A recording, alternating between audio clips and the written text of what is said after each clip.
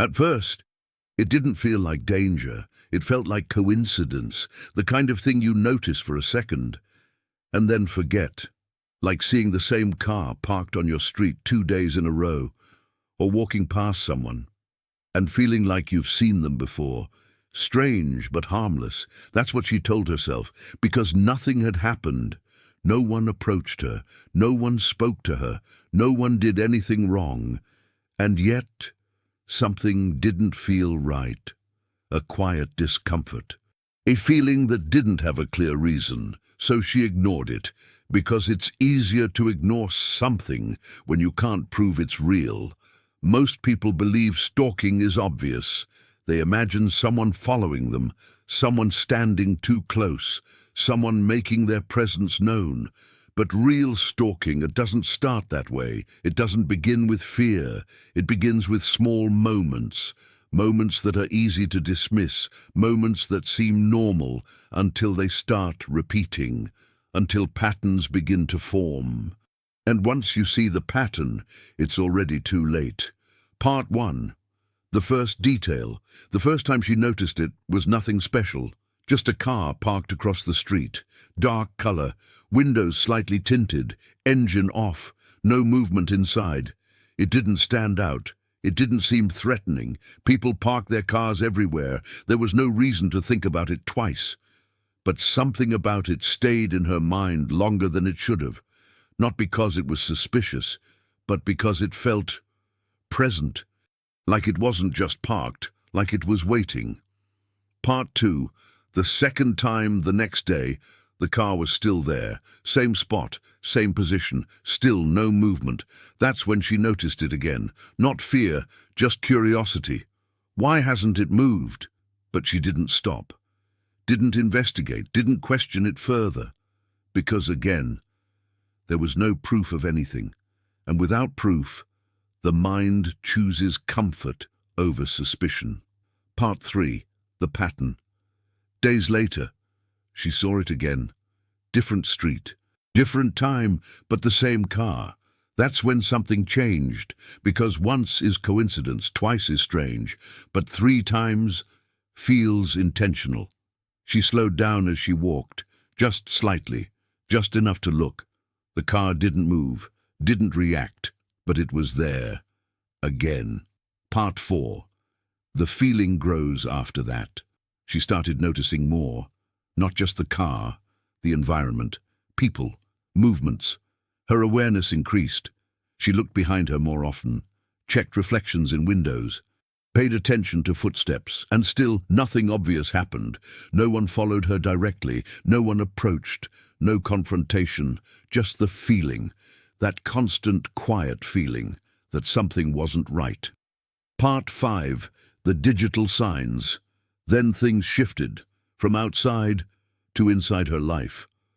Her phone began acting strangely. Small things at first, a notification appearing and disappearing before she could read it. Messages marked as seen when she hadn't opened them.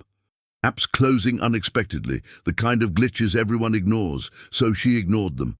Because again, there was no proof, just suspicion, and suspicion without evidence feels like imagination. Part 6. The silence. She thought about telling someone, just casually mentioning it, but when she tried to form the words, it sounded ridiculous. There's a car I keep seeing. My phone is acting weird. I feel like I'm being watched. Even to her, it didn't sound real. And that's how she stayed quiet. Because when something is too subtle to explain, you silence yourself before anyone else can. Part 7. The first sighting. Then came the moment that changed everything. She saw him, standing near a corner, not close, not far, just within sight. He wasn't doing anything, no phone, no movement, just standing, looking, and for a brief moment, their eyes met. Not long, not intense, just enough. Enough to feel wrong, enough to feel intentional. She looked away, and when she looked back, he was gone. Part 8. The escalation. After that, things became clearer and more frequent. The car appeared more often. The same figure in different places, always distant, always just outside of reach. Like he didn't want to be seen clearly, but didn't mind being noticed. That's what made it worse, because uncertainty creates more fear than certainty. Part 9. The fear. Now. The feeling had a name. Fear. Real fear. The kind that follows you into your home. The kind that makes silence feel loud. Every noise mattered. Every shadow felt alive. Every moment alone felt dangerous. She started locking doors more carefully, checking windows, turning lights on earlier. Not because something happened, but because something might happen. Part 10. The realization. Then came the realization. The moment everything connected. He wasn't appearing randomly. He knew her schedule, her routines, her habits, the times she left, the routes she took, the places she visited. This wasn't chance. This was observation, careful, patient, deliberate. Part 11. The control. And that's when it became something else. Not just stalking, control. Because when someone understands your patterns, they don't need to follow you. They can predict you, be in the right place at the right time, disappear before you react, and suddenly it feels like they are everywhere. Part 12. The attempt to escape. She tried to change everything. New routes, different schedules, unexpected decisions. But it didn't matter, because he adapted. Every change she made, he followed. Every attempt to escape failed. And that's when she understood something terrifying. It wasn't about where she went, it was about her. Part 13. The truth. He wasn't chasing her. He didn't need to. He had already studied her, learned her behavior, mapped her life piece by piece, until her movements were predictable, until her actions were expected, until her freedom was an illusion. Part 14. The most terrifying realization. The worst part wasn't seeing him.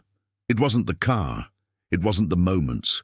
It was realizing he had been there longer than she thought, watching, waiting, silent, long before she noticed, long before she questioned, long before she understood.